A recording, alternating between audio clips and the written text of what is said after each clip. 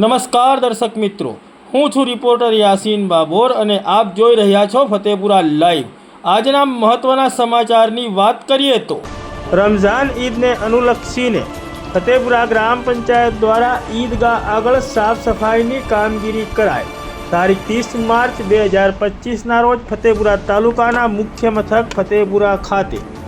ફતેપુરા ગ્રામ પંચાયત દ્વારા રમઝાન ઈદના તહેવારને અનુલક્ષીને ફતેપુરા ખાતે આવેલ ઈદગાહ આગળ સાફ સફાઈની કામગીરી કરવામાં આવી। ફતેપુરા ગ્રામ પંચાયત દ્વારા દરેક ઈદના તહેવાર વખતે ઈદગાહ આગળ સાફ સફાઈની કામગીરી કરાવવામાં આવે છે, જેના પગલે અહીં ઈદની નમાઝ અદા કરવા આવતા મુસ્લિમ ભાઈઓને કોઈપણ જાતની તકલીફ કે પરેશાની વેઠવી ન પડે તે હેતુને ધ્યાને રાખીને